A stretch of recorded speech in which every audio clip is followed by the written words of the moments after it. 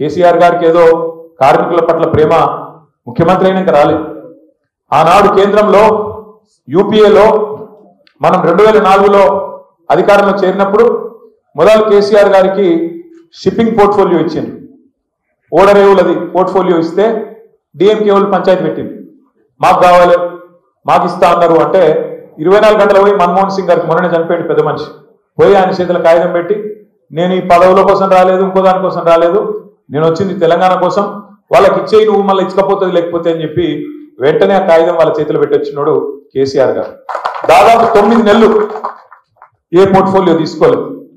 తీసుకోక ఆఖరికి 9 నెలల తర్వాత పార్లమెంట్లో ఆనాడు ప్రతిపక్షం వాళ్ళు బీజేపీ వాళ్ళు క్యాబినెట్ల పోర్ట్ఫోలియో లేని మంత్రి ఉంటాడా, ఇది ఎక్కడ విచిత్రం అని చెప్పి వాళ్ళు ఎక్కసెక్కంగా మాట్లాడితే అప్పుడు మన్మోహన్ సింగ్ గారు కేసీఆర్ గారిని పిలిచి మీరు పోర్ట్ఫోలియో తీసుకోవాలి అంటే కేసీఆర్ గారు 2 కండిషన్లు పెట్టింది. ఒకటి, మరి 9 నెలలు అవుతుంది తెలంగాణ మీద ఒక్క అడుగు ముందుకు పడతలేదు, మీరు మాట్లాడుతున్నారు కానీ చేస్తలేరు, తెలంగాణ మీద కాంక్రీట్ గా మీరు స్టెప్ వేస్తేనే ఒక అడుగు ముందుకేస్తేనే నేను పోర్ట్ఫోలియో తీసుకుంటా అన్నాడు. సరే తప్పకుండా చేస్తాము ఆ పని, మీరు అడిగినట్టే చేస్తామని చెప్పి మన్మోహన్ సింగ్ గారు చెప్పినాక అడిగిండు మరి ఏం పోర్ట్ఫోలియో కావాలి.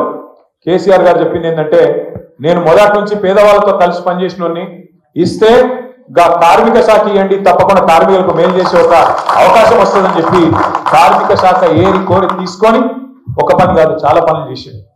బీడీ కార్మికులకు ఆనాడే, ఇవాళ బీడీ కార్మికులకు ఇక్కడ ముఖ్యమంత్రిగా పెన్షన్ ఇవ్వచ్చు, కానీ బీడీ కార్మికులకు ఆనాడే దేశవ్యాప్తంగా వెస్ట్ బెంగాల్ నుంచి మొదలు పెడితే ఉమ్మడి ఆంధ్రప్రదేశ్ వరకు వేలాది ఇళ్లు మంజూరు చేసిన నాయకుడు కేంద్ర కార్మిక శాఖ మంత్రిగా కేసీఆర్ గారు.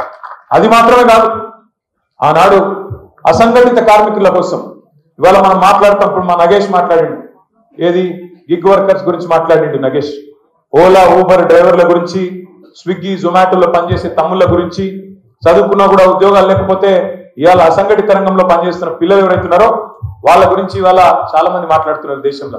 కానీ ఆనాడే 2005 సంవత్సరంలోనే కేసీఆర్ గారు కార్మిక శాఖ మంత్రిగా అప్పటి ప్రధానమంత్రి మన్మోహన్ సింగ్ ను ఒప్పించి అసంఘటిత కార్మిక రంగం అభివృద్ధి కోసం వీళ్ళను సంఘటితంగా చేసి వీళ్ళ ప్రయోజనాలు కాపాడడం కోసం ఒక పెద్ద ఆయన ఉండే అర్జున్ సేన్ గుప్తా గారు, ఒక పెద్ద ఎకానమిస్ట్, ఆయన ఆధ్వర్యంలో ఒక కమిటీ వేసి ఆ కమిటీలో మన నాయకుడు మన పెద్ద దిక్కు ప్రొఫెసర్ జయశంకర్ గారిని కూడా అందులో మెంబర్ చేసి అర్జున్ సేన్ గుప్తా గారితో ఒక రిపోర్ట్ తయారు చేసి దేశంలో ఉండే అసంఘటిత కార్మికుల కోసం ప్రభుత్వం ఏం చేయాలి అని ఒక ఆలోచన చేసిన నాయకుడు కేసీఆర్ గారు.